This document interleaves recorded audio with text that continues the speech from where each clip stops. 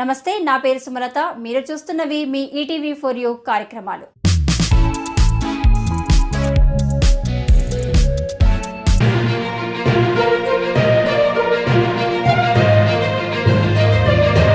జిల్లా ఎస్పీ రోహిత్ రాజ్ను మర్యాదపూర్వకంగా కలిసి వినతి పత్రం సమర్పణ.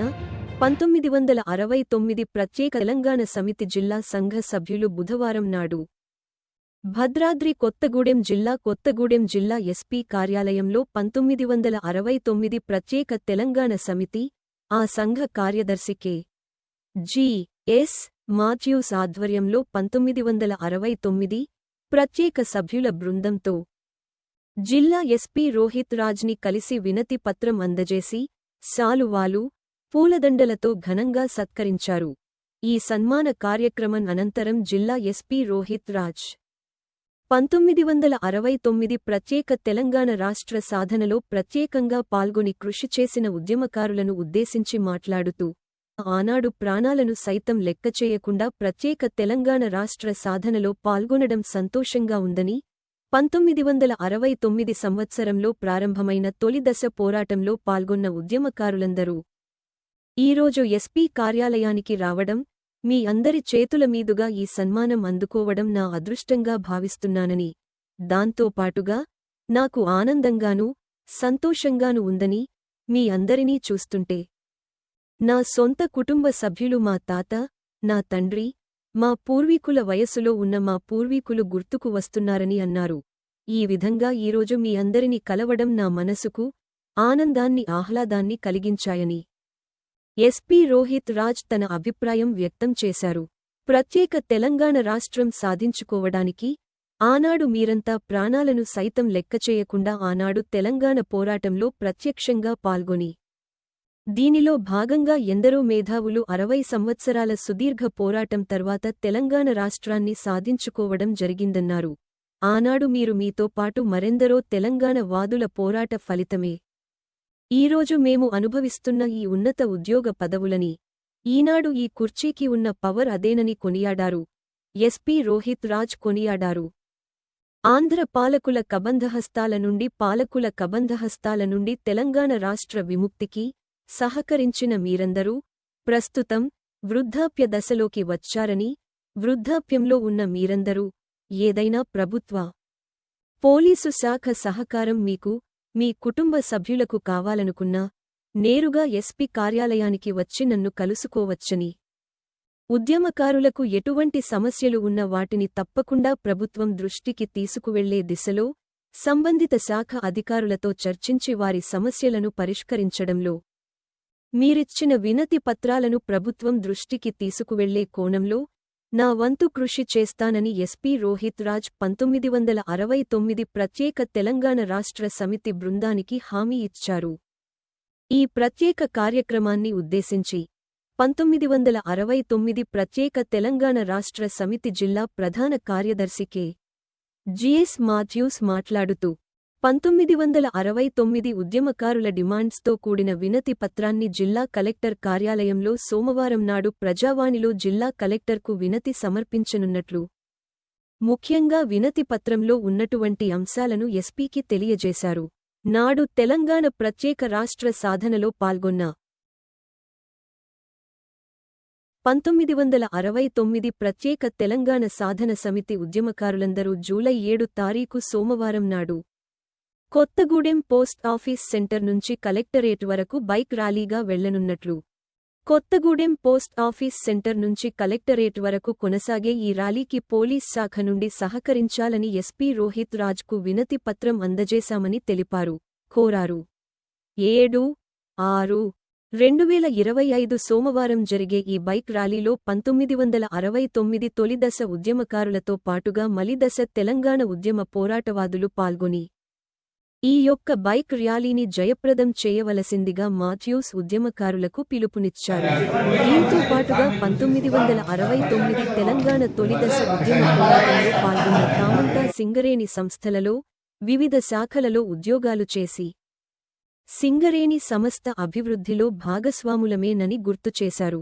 ఆ సంస్థ నుండి పదవి విరమణ పొంది సంవత్సరాలు గడిచి ఇప్పుడు వృద్ధాప్యంలో ఉన్నామని, ఇక్కడికి వచ్చిన వారందరూ కూడా 75 సంవత్సరాల నుండి 80 సంవత్సరాలలోపు పైపడ్డవారమని, ఈ ప్రత్యేక తెలంగాణ తొలిదశ ఉద్యమంలో పోరాటంలో పాల్గొని ప్రత్యేక తెలంగాణను సాధించుకోవడంలో ఇక్కడ ఉన్న వారందరూ వారి ప్రాణాలను సైతం లెక్కచేయకుండా పోరాడిన వారమని, ఆనాటి తెలంగాణ ప్రత్యేక రాష్ట్ర సాధనలో వీరందరి పాత్ర కీలకమని అన్నారు.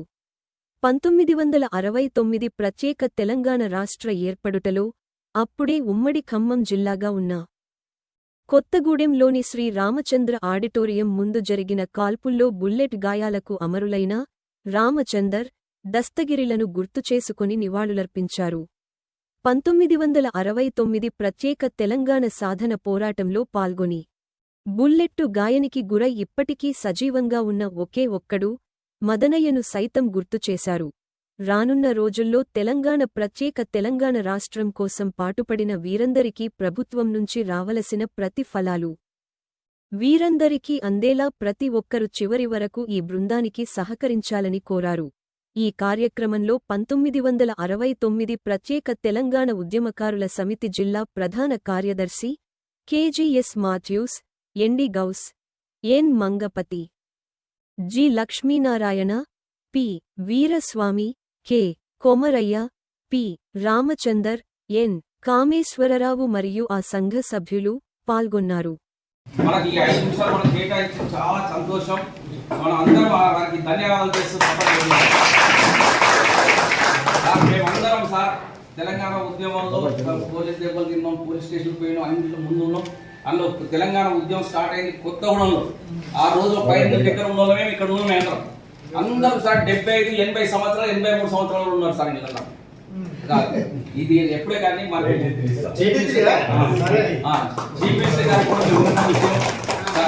ఈ విన్న కలిసినట్టే మీ సలహా మేరకు కలెక్టర్ గారిని కూడా కలవాలనుకుంటున్నాం. రేపు సోమవారం పోదాలనుకుంటున్నాం. మీ దృష్టి తీసుకొచ్చి మీ సహాయం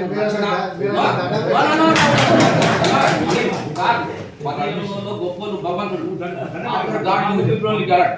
we want to respect it and we want to give you respect only. We have ourselves only.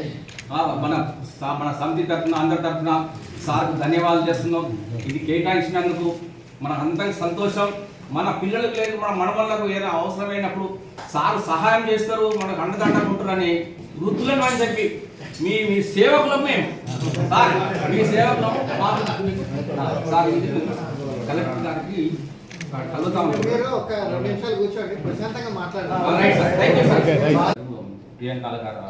Priyanka అలంకారం ఉండే వారు కలిసినాం. మా డిమాండ్స్ అన్ని పేపర్లో ఇచ్చాం. వారు మాకు ఒక లెటర్ ఇచ్చారు. మీరు సెక్రటరీకి వెళ్ళి చీఫ్ మినిస్టర్ గారు చాంబర్లోకి వెళ్ళి వీలైతే కలవండి, లేకుంటే సెక్రటరీ ఏంటంటే మేము ఒక 10-12 మంది పోయినాం. పోయిన సంవత్సరం 2024లో 2వ తారీఖు వెళ్ళినాం సార్. ఫిబ్రవరి ఇచ్చేచ్చినాం. దాని మీద ఏం సాధించాలి ఏంటి ఏంటంటే సార్, ఫైరింగ్లో 69లో ఆగస్టు 5వ తారీఖు ఫైరింగ్ అయింది సార్ ఉమెన్స్ కాలేజ్ ముందు. డిఫరెంట్ స్కూల్లో చదువుకున్నాం. అందరూ ఇక్కడ ఉన్నాను సార్. ఉద్యోగం సింగరేణిలో చేసి అన్ని జాగాల నుంచి కూడా ఇక్కడనే ఉండి మేము ఒక అసోసియేషన్ పెట్టుకున్నాం. వృద్ధుల మంది సింగరేణి రిటైర్డ్ పర్సన్స్ అని 1969 ఉద్యమకాలను పెట్టుకున్నాం. దానికి మీ సహకారం కూడా కావాలని అందులో డిమాండ్ పెట్టి ఏంటంటే ఫస్ట్ ఫైరింగ్లో చనిపోయిన వాళ్ళకు కాంపెన్సేషన్ చేయాలా, వాళ్ళ కుటుంబంలో ఉద్యోగం ఇవ్వాలంటారు. ఫైరింగ్ దెబ్బతిన్న 5 సార్. 5 కూడా బతనాయి కూడా బతుకున్నాం. 4 చనిపోయారు. వాళ్ళకు కూడా సహాయం కావాలని పెట్టాము. వాళ్ళకి ఏం కాలేదు సార్. మాకు వృద్ధులకు 250 గజాల ఇంటి స్థలం కావాలా, మాకు గుర్తింపు కావాలి, ఈ ఉద్యమకారులకు గుర్తింపు కార్డు కావాలా, 250 గజాల స్థలం కావాలా, పెన్షన్ 25,000 పెట్టినాం సార్. అందులో ఎంత ఇచ్చినా కానీ మాకు ఇప్పుడు మా పిల్లల మీద అవుతుందో మేము అంతా వృద్ధులు అయిపోయినాం. పిల్లలకు చేసాప్తే వాడు ఇస్తే ఇచ్చిండు, లేకుండేది. ఉద్యోగం చేసిన సత్తువా లేదు మా దగ్గర. కొన్ని ఎక్కడికి పోయి అడుగుతా అంటే మాకు బరువు పట్టిస్తారు. మా పిల్లలంటే మేము ఇస్తలేమంటారు. వాడు ఇస్తానంటాడు, వాడి చేతిలోకి వచ్చే దాకా అవసరం లేదు. తేనె తుంటకి ఆశపడ్డాడు. మేము ఆశపడుకుంటూ ఈ దేవుని చేస్తున్నాం. నాకు 3,000 వస్తుంది, ఒక 15,000, 3,000, 4,000 అయినా కానీ ఐకమత్యం ఉంటున్నాం. అందరూ అయిపోతాం. ఇది రిజిస్ట్రేషన్ చేసి మీలాంటి వాళ్ళందరూ సహకారం పొందాలని మేమంతా సింగరేణి చేసి రిటైర్ అయినా మొత్తం సింగరేణి అన్ని చాలా రిటైర్ అయిన అంతా ఇక్కడ జమ అయినాం సార్. ఉద్యమకాలంతా ఇక్కడే ఉన్నాడు సార్. ఈ తొలి దేశంలో ఉన్న వాళ్ళంతా మేము ఎప్పుడే కానీ మాకు కానీ మా పిల్లలకు కానీ మా మనవళ్ళకి కానీ ఏదైనా ఆపద వస్తే మీరు ఆదుకుంటాడు. నేను డిమాండ్తో కలిసి ఇంకొకటి లెటర్ తీసుకొచ్చి ఇస్తాను. అది మీరు దయచేసి కలెక్టర్ గారు రేపు ఇవ్వబోతున్నాం. మీ సహకారం కావాలి, రక్షణ కావాలి మాకు తప్పకుండా సార్. మేము అక్కడ సబ్మిట్ చేస్తాం. రేపు సోమవారం పోదాం అనుకుంటున్నాం. మీ సలహా తీసుకొని ఇచ్చాను సార్. మీకు ఒక డిమాండ్ పేపర్ ఇస్తాం. వాళ్ళకి ఇంతే సార్ నా డిమాండ్ ఇవి మాకు.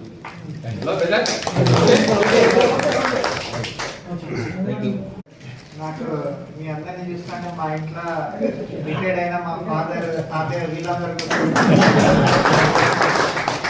83-80+ అంటే మా తాతయ్య ఏజ్ ఉంటారు.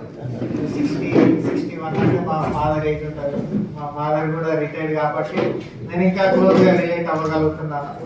ముందుగా మీరు సరే నేను ఏజ్లో చిన్నోడిని, నా పొజిషన్ పెద్దది కావచ్చు, బట్ థింగ్ ఏంటంటే మీ అందరి కృషి, మీలాంటి మా తల్లిదండ్రులైన తాతల కృషి వల్లనే నేను ఇక్కడ ఈ సీట్లో కూర్చున్నా. అది మాత్రం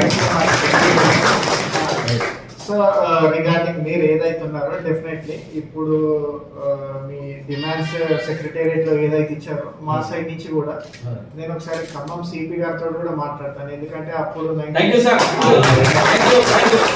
మనకు దీని రిలేటెడ్ డేటా అంతా కూడా ఖమ్మం కమిషనరేట్ ఇప్పుడు డిఫరెంట్ అయింది కాబట్టి అక్కడ ఉంటుంది. ఆ డేటా కూడా నేను ఒకసారి రికార్డ్స్ పరిశీలించి కలెక్టర్ కూడా పంపించి మేమిద్దరం కూడా ఒకసారి దీనిపైన డిస్కస్ చేసి ఇది సెక్రటేరియట్ పంపించే బాధ్యత మాది. అదొకటి.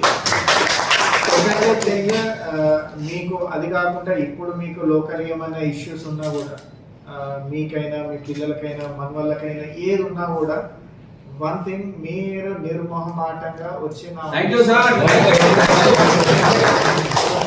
అంటే ఐ కెన్ అండర్స్టాండ్. మీరు ఇప్పుడు కొందరు ఏంటంటే ఫైనాన్షియల్గా సెటిల్ అయిన వాళ్ళు ఉంటారు, సెటిల్ కాని వాళ్ళు ఉంటారు, కొందరు పిల్లలతో ఇబ్బంది, కొందరు మనవాళ్ళు మనవరాళ్ళతో ఇబ్బంది, ఇవన్నీ అంటే ఎన్నో చూసి మీరు ఇవన్నీ ఫేస్ చేసే వాళ్ళు కూడా ఉంటారు.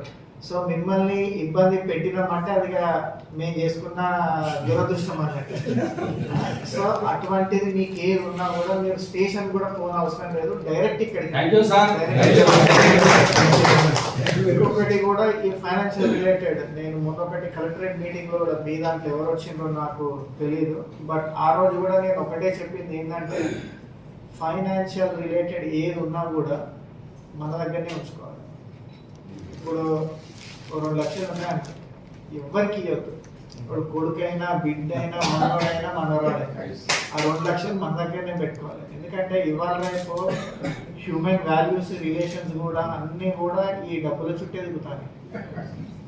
డబ్బులు ఇస్తే ఓ రకంగా, డబ్బులు ఇవ్వకపోతే ఓ రకంగా. అట్లీస్ట్ ఆ డబ్బులు పైసలు 2 లక్షలు మన దగ్గర ఉన్నాయంటే వాడు కొడుకైనా కూడా ఆశ కన్నా మంచిగా చూస్తారు, కోడలైనా ఆశ కన్నా మంచిగా చూస్తారు. అంటే ఇవి కొందరు ఏంటంటే అట్లా ఉంటుంది అసలు రిలేషన్స్ కాదు, అట్లా డెఫినెట్లీ ఉంటుంది. ఇవాళ రేపు అందరు కమర్షియల్ అయిపోయారు. ఇప్పుడు పెళ్ళి అంటే కూడా ఏమున్నది, కమర్షియలే కదా. నువ్వు ఎంత ఇస్తావు, నువ్వు 50 ఇస్తే మా పిల్లగాన్ని ఇస్తాను, నువ్వేం పెడతావు, ఆడు భూమి ఇస్తావు, అంతా కమర్షియల్ అగ్రిమెంట్స్ అవుతున్నాయి. సో ఈ కాలంలో మీరు సేఫ్టీ అండ్ సెక్యూర్డ్గా ఉండాలంటే ఫస్ట్ మీ దగ్గర ఫైనాన్షియల్ ఇండిపెండెన్స్ ఉండాలి. ఆ డబ్బులు ఏది ఉన్నా కూడా సరే, తర్వాత మీ తదనంతరం ఎవరికి ఇస్తారు అనేది ఇది మీ ఇష్టం. ఇప్పుడు ఈ పంచడం వల్ల ఒకటి ఏమవుతుందంటే లేని పంచాయతీ మనమే క్రియేట్ చేసినట్టే. 2 లక్షలు నీకు నచ్చిన బిడ్డకి ఇచ్చిన అనుకో, ఇంకో బిడ్డ ఎడుతాడు, కొడుకు ఎడుతాడు, మనవాళ్ళు మనవరాలు తాత నాకేం లేదా. సో ఇవన్నీ అంటే మన దౌర్భాగ్యం ఏంటంటే మనకు ఇతరుల పైన ఆధారపడే సరిపోతాం. అవునా కదా? మీరు ఇన్నేళ్ళి కష్టపడ్డారు, అరే తాతని మంచిగా చూసుకుందాం, లేకపోతే పేరెంట్స్ని మంచిగా చూసుకుందాం అని అందరికి ఉండకపోవచ్చు. సరే 100 అట్లీస్ట్ ఒక 80 మనుషులు ఉన్నా కూడా 20 అటు ఇటు ఉంటారు.